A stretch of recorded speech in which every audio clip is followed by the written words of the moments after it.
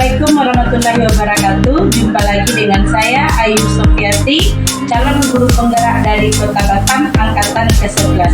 Kali ini saya ditemani oleh rekan saya Ibu Rianti Savitri, dan kami akan melaksanakan percakapan pra-observasi. Assalamualaikum Ibu Rianti. Waalaikumsalam Bu Ayu. Bagaimana kabarnya Bu? Alhamdulillah baik Bu. Baik Bu Ranti, kita akan melakukan kegiatan pra-observasi seperti yang sudah disampaikan kepada Ibu kemarin, bahwa saya akan melaksanakan supervisi akademik di kelas itu. Yang mana tujuan dari supervisi akademik ini adalah untuk membantu Ibu Ranti dalam mengembangkan dan meningkatkan kompetensi Ibu sebagai guru. Jadi kita akan mengobrol saja ya Bu. Nah, dari kegiatan ini kita akan melihat sejauh mana persiapan Bu Ranti dalam melaksanakan kegiatan pembelajaran. Nah, Bu Ranti, dari obrolan kita ini apa yang Ibu harapkan? Dari kegiatan ini yang saya harapkan itu kan saya bisa mengembangkan kompetensi saya yaitu sebagai guru. Nah, dengan melakukan kegiatan ini saya bisa mengembangkan, yaitu saya akan mengambil satu mengenai cerpen. Baik Bu, dari kegiatan ini semoga saya dapat membantu Ibu ya. Nah, kalau boleh tahu nih, Ibu akan memberikan materi apa nih? Saya akan memberikan materi mengenai unsur-unsur intrinsik pembangun cerpen. Karena kan kalau materi cerpen itu banyak, cuman yang lebih saya fokuskan itu mengenai unsur-unsur, karena itulah hal yang paling utama yang harus ada di dalam teks cerpen. Baik Bu. Nah, kira-kira apa tujuan pembelajaran yang ingin Ibu capai? Tujuan pembelajaran yang akan saya capai itu ada dua. Yang pertama, pastilah peserta didik itu harus memahami dulu apa itu unsur-unsur intrinsik. Yang kedua, setelah peserta didik mengetahui, peserta didik dapat menentukan unsur-unsur intrinsik pembangun cerpen yaitu dalam sebuah teks cerpen. Baik. Nah, sehubungan dengan hal tersebut, apa saja nih persiapan yang sudah Ibu siapkan? Persiapan yang sudah saya siapkan yang pasti yang terlebih dahulu kita itu perangkat pembelajaran atau yang sekarang itu modul ajar. Yang kedua, media pembelajaran. Setelah media pembelajaran, yang ketiga saya akan menyiapkan evaluasi untuk menilai kemampuan peserta didik. Wah, ada lengkap sekali ya Bu perangkat yang Ibu siapkan. Nah, terkait dengan hal itu, apa kesulitan atau hambatan yang Ibu alami dalam menyampaikan materi pembelajaran ini? Di dalam setiap kelas itu kan pasti ada hambatannya, tidak semua itu berjalan dengan baik. Ada peserta didik yang dengan mudah menangkap pembelajaran, ada peserta didik yang sulit untuk menangkap pembelajaran. Itu aja hambatannya yang saya alami. Baik Bu. Nah, terkait dengan itu, apakah strategi yang Ibu akan lakukan dalam mengatasi kesulitan tersebut? Strategi yang akan saya gunakan yaitu dengan media pembelajaran. Jadi di media pembelajaran itu saya akan bisa melihat kebutuhan peserta didik dalam pembelajaran. Baik. Nah, berarti Ibu Ranti sudah sangat mempersiapkan media pembelajaran yang menyesuaikan dengan kebutuhan siswa ya Bu? Ya. Sudah sangat mempersiapkan media pembelajaran yang sesuai dengan kebutuhan murid ya Bu. Nah, bagus sekali ya Bu. Nah, dari sini sudah kelihatan bahwa Ibu sudah menerapkan pembelajaran yang berdiferensiasi ya Bu. Nah, dari persiapan Ibu, apakah masih ada yang kurang? Kalau untuk persiapan saat ini, media pembelajarannya itu masih dalam proses, karena kan kita akan menentukan peserta didik ini sesuai dengan kebutuhannya. Jadi kita harus menentukan memang benar-benar peserta didik ini bisa menangkap atau kita menyampaikan materi itu dengan baik. Nah, untuk menyelesaikan media pembelajaran yang Ibu akan buat, bantuan dari siapa kira-kira Ibu harapkan? Kalau bantuan sih, kalau misalnya ada kesulitan saya untuk menentukan media pembelajaran, saya bisa bertanya ke rekan guru atau ke Bu Ayu juga bisa saya bertanya. Baik. Untuk membantu. Insya Allah ya Bu Ranti. Nah, Ibu, kompetensi apa yang Ibu kembangkan dari kegiatan ini? Kompetensi yang ingin saya kembangkan yaitu kemampuan intelektual dan kemampuan sosial emosional dalam kegiatan pembelajaran. Baik, dari penjelasan Ibu, berarti Ibu ingin mengembangkan kompetensi emosional, sosial, dan kepribadian. Nah, strategi apa yang Ibu akan lakukan dalam mengembangkan kompetensi yang Ibu sebutkan tadi? Strategi yang akan saya lakukan yang tadi untuk mengembangkan kompetensi yaitu tentunya kepada peserta didik seperti RPP. RPP itu saya berbuatkan seperti dengan adanya berdiferensiasi dan PSE, jadi media pembelajarannya itu dengan mudah dan lebih menarik. Baik. Nah, bagus sekali ya Bu. Insya Allah saya bisa membantu Ibu dalam mengembangkan kompetensi yang ingin Ibu capai dalam kegiatan observasi nanti. Insya Allah setelah kegiatan observasi nanti, kita akan mengobrol lagi tentang apa yang belum dan sudah terlaksana.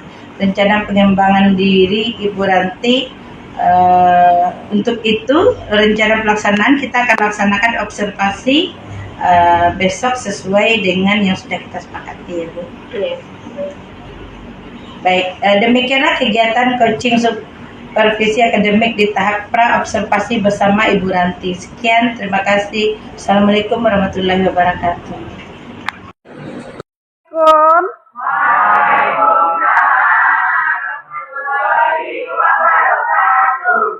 Selamat siang semuanya. Baik, kita lanjutkan. Ketua kelas siapkan dan berdoa.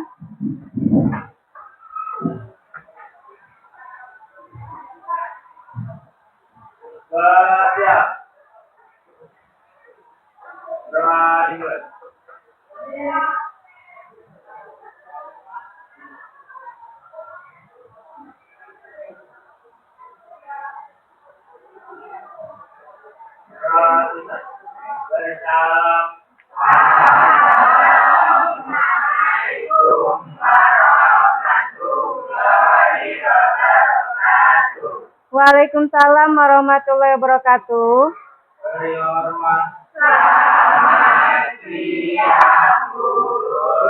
Iya, selamat siang semuanya. Bagaimana kabarnya hari ini? Ya, alhamdulillah baik ya semua. Siapa yang tidak hadir? Hadir semua? Iya, baik, berarti hadir semua. Nah, untuk sebelum memulai pembelajaran, ini kan tadi habis kita lanjutkan. Nah, sebelum kita memulai pembelajaran, ya, saya mau bertanya dulu mengenai pembelajaran yang sebelumnya. Sebelumnya kita sudah membahas mengenai informasi penting dalam cerpen. Iya. Jadi saya mau menanyakan informasi pentingnya. Ada yang tahu apa saja informasi penting dalam cerpen?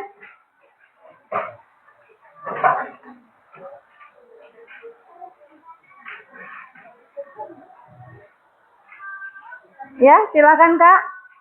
Informasi penting dalam cerpen itu yang kita ketahui melalui 5 muka yaitu apa atau what, siapa, gimana atau where, siapa atau who, kapan atau when, mengapa atau why, bagaimana atau how. Iya, bagus ya kakak penjelasannya, berarti kemarin lebih memahami. Beri aplaus dulu terhadap kawannya. Baik, ya itu tadi dia mengenai pembelajaran sebelumnya. Nah itu kan sudah tahu tadi ada unsur-unsur yang biasa dikenal itu 5W1H, tapi kalau di dalam bahasa Indonesia tadi apa? Adisi kamba. Nah, jadi bagaimana penerapannya dalam kehidupan kita? Ada yang bisa menjelaskan? Kak, silakan.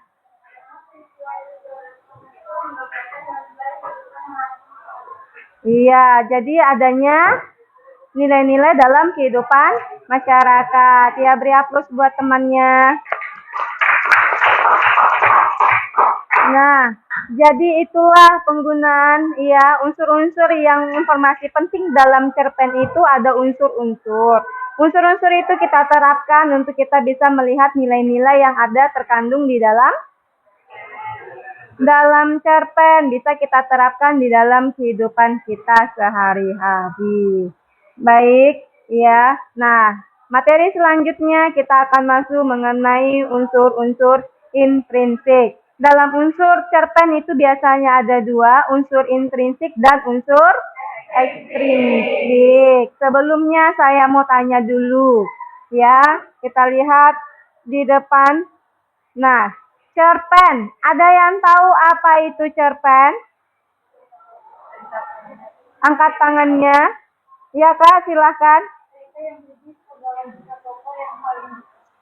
Berisi sepenggalan kisah tokoh yang paling berkesan. Ya, itu bisa. Ada lagi pendapatnya yang lain mengenai cerpen? Iya Kak, silakan.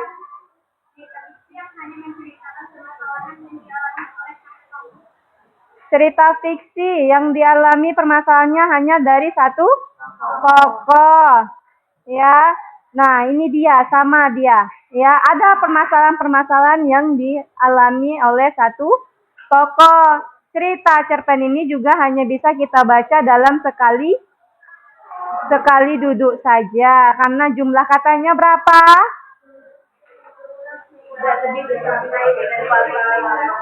Iya, jelas tidak kurang lebih dari 1000 kata. Baik, kita masuk unsur. Unsur itu biasa ada dua, unsur intrinsik dan ekstrinsik. Yang akan kita bahas yaitu unsur intrinsik terlebih dahulu.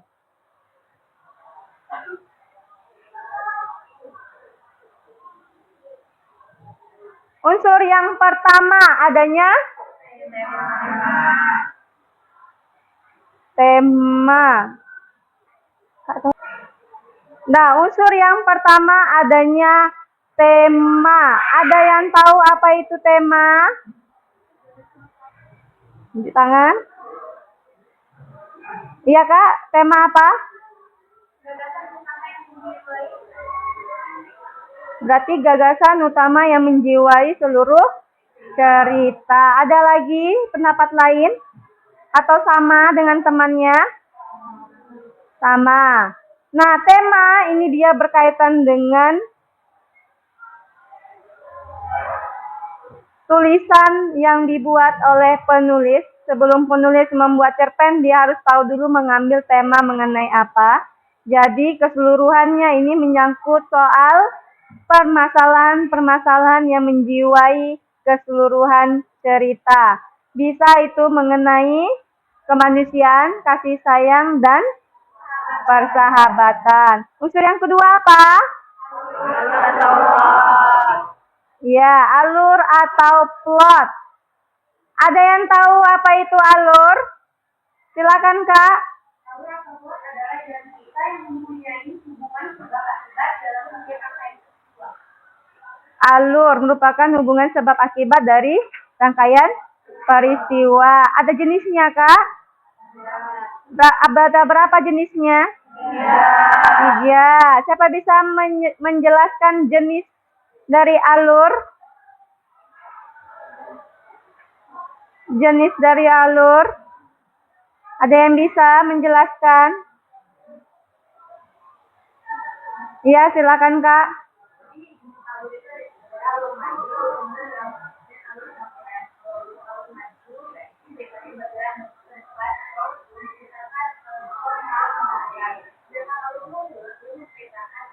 Apa yang terjadi di masa lampau?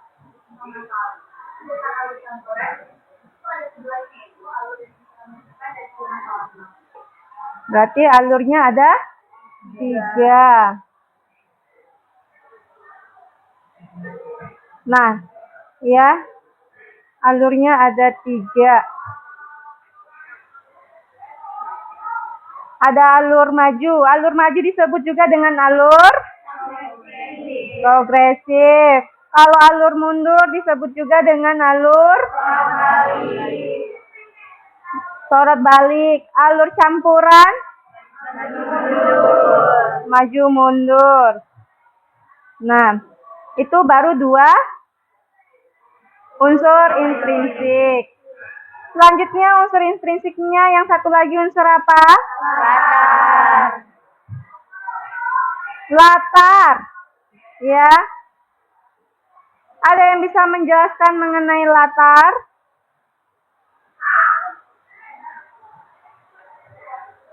Iya Bang, silakan. Kegiatan dalam sebuah cerpen, iya. Latar ada berapa? Ada 4. Siapa yang bisa menyebutkan?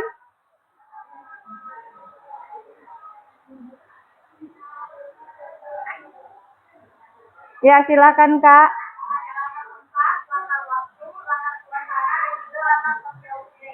Iya, berarti ada 4 latar.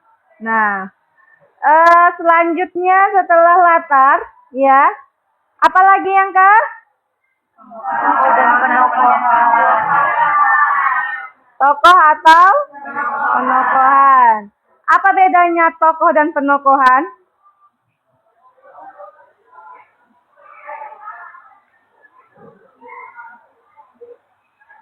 Ada yang bisa tahu bedanya tokoh dan penokohan? Iya Kak, silakan. Nah, di sini tokoh adalah orang atau pelaku dalam cerita. Nah, yang dimaksud dengan penokohan sendiri adalah pelukisan gambaran jelas tentang seseorang dalam sebuah cerita. Jadi kalau tokoh, pelaku, penokohan, iya, penulisan gambaran watak seseorang. Itu dia tokoh dan penokohan. Tokoh ada jenisnya?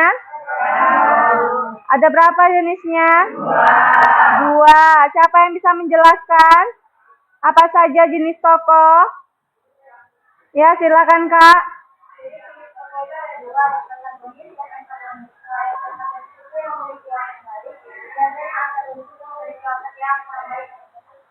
Iya, jadi ada 2. Ada yang baik, ada yang jahat. Sama seperti film, adanya bawang merah, bawang putih. Selanjutnya yang setelah tokoh dan penokohan ada latarnya apa lagi? Sudut pandang. Sudut pandang ini sangat penting tidak? Penting. Apa itu sudut pandang?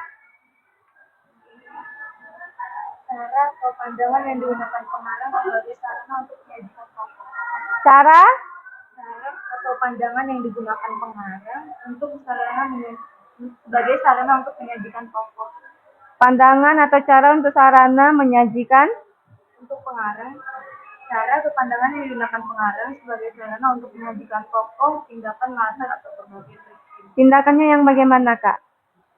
Tindakannya bisa kayak mungkin kejadian-kejadian atau peristiwa dalam cerita, misalnya tokohnya mengambil tindakan tergantung dalam ceritanya. Tergantung jalan ceritanya.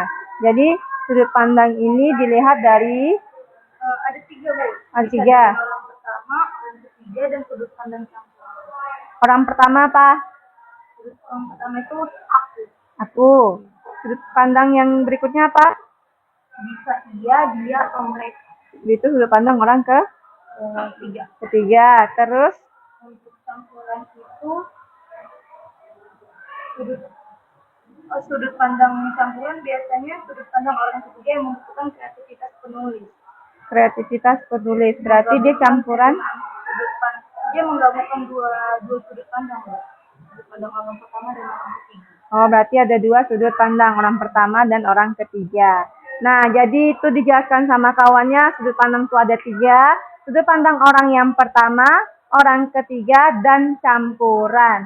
Ya, kalau orang pertama itu aku, orang ketiga itu dia, mereka, boleh itu nama. Campuran itu antara sudut pandang orang pertama dan ketiga. Setelah sudut pandang apa lagi? Amanat. Apa itu amanat? Iya Kak, silakan. Pesan yang disampaikan penulis kepada pembaca. Iya, jadi amanat itulah yang kita gunakan, yang kita ambil dalam membaca cerpen. Ya, kalau ke nilai-nilai nanti lebihnya ke unsur ekstrinsik. kita hanya bahas unsur intrinsik terlebih dahulu. Nah, baik ya, kita di dalam kelompok. Ini kelompoknya sudah dibentuk, jadi sudah sesuai dengan kelompoknya masing-masing. Ya, aturan dalam kelompok yaitu kita haruslah bekerja sama. Terus nanti boleh menggunakan handphone untuk mencari contoh cerpen tugas. Ya, nanti ada LKPD yang saya berikan. Ya, tetapi handphone tidak boleh digunakan untuk membuka media sosial, game online, dan yang tidak berbaur dengan pembelajaran. Hanya boleh membuka mengenai pembelajaran. Pembelajaran kita mengenai apa dia? Mengenai cerpen. Jadi pembelajarannya kita mengenai cerpen. Baik, ini ada LKPD-nya saya bagikan. Ya. Assalamualaikum warahmatullahi wabarakatuh. Berjumpa lagi dengan saya Ayu Sofiati, calon guru penggerak angkatan ke-11 dari Kota Batam. Kali ini dalam percakapan pasca observasi kali ini saya masih ditemani oleh rekan saya Ibu Febrianti Riasa Putri, dan saya juga didampingi guru pengajar praktik saya Bapak Yulianto. Nah, kami akan melaksanakan percakapan pasca observasi setelah kegiatan observasi telah kita laksanakan tadi. Assalamualaikum Bu Ranti. Waalaikumsalam Bu. Gimana kabarnya nih Bu Ranti? Alhamdulillah baik. Nah, alhamdulillah ya Bu. Baik Bu Ranti, dalam percakapan pasca observasi kelas kita ini saya akan mengajukan beberapa pertanyaan yang berkaitan dengan kegiatan pembelajaran yang tadi Ibu laksanakan, dengan tujuan untuk mengevaluasi sejauh mana kegiatan pembelajaran tadi. Baik Bu. Nah, untuk pertanyaan pertama, bagaimana perasaan Ibu mengenai kegiatan observasi pembelajaran yang sudah kita laksanakan tadi? Perasaan saya walaupun ini bukan pertama kali bagi saya ya Bu, tetapi saya itu merasa tegang. Alhamdulillah akhirnya terselesaikan, berjalan dengan baik.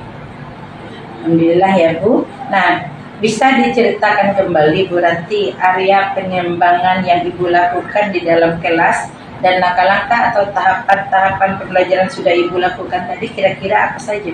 Area pengembangan yang saya lakukan yaitu pastilah dari kita lihat dari pengetahuan dan keterampilan peserta didik juga kita lihat. Nah, jadi langkahnya juga tahapan langkah awalnya itu kita melakukan kegiatan awal dulu, kegiatan inti, dan akhirnya adanya evaluasi saat pembelajaran tadi. Disitulah kita bisa menilai pengetahuan dan keterampilan peserta didik. Nah, menurut Bu Ranti, apakah area pengembangan yang Ibu kembangkan tadi sudah berhasil dengan baik? Menurut saya sudah, namun ada sedikit kendala. Pasti semua kendala ini dialami oleh semua guru ya Bu ya, karena memang ada beberapa anak itu yang kurang aktif dalam pembelajaran. Baik Bu, memang masalah seperti itu memang lazim dialami oleh guru lain juga ya Bu Ranti. Nah, lalu apa yang akan Ibu lakukan dalam mengantisipasi masalah tersebut di kegiatan pembelajaran berikutnya? Untuk mengatasi masalah ini, saya akan membuat peserta didik itu dalam beberapa kelompok. Nah, di dalam kelompok itu saya akan menentukan gaya belajar peserta didik. Karena peserta didik itu pasti ada yang gaya belajarnya itu berbeda, bisa melalui audiovisual atau auditory maupun kinestetik. Jadi sehingga anak itu merasa nyaman. Baik, berarti itu adalah rencana Bu Ranti untuk kegiatan pembelajaran ke depannya ya Bu Ranti ya, yaitu dengan memperhatikan gaya belajar siswa sebagai pedoman dalam pembagian kelompok siswa sehingga mereka lebih nyaman. Betul Bu. Nah, kira-kira kapan Ibu akan melaksanakan perubahan atau perbaikan yang Ibu sampaikan tadi? Akan saya laksanakan itu secepatnya Bu, karena ini kan berkaitan dengan kebutuhan dan kepentingan dari peserta didik. Ya, insya Allah nanti akan saya lakukan di saat pertemuan berikutnya. Baik Bu Ranti, semoga perubahan dan perbaikan yang Ibu rencanakan tadi dapat sesegera mungkin terlaksana ya Bu, dan masalah yang Ibu alami dalam kelas dapat teratasi dengan baik. Saya menunggu kabar baik dari Bu Ranti nih. Iya, terima kasih Bu. Baik, sama-sama Bu Ranti. Demikianlah rangkaian kegiatan supervisi akademik dari mulai percakapan pra-observasi, observasi, dan sampai percakapan pasca observasi. Terima kasih banyak kepada Ibu Ranti, dan saya akhiri. Wabillahi taufik wal hidayah. Wassalamualaikum warahmatullahi wabarakatuh.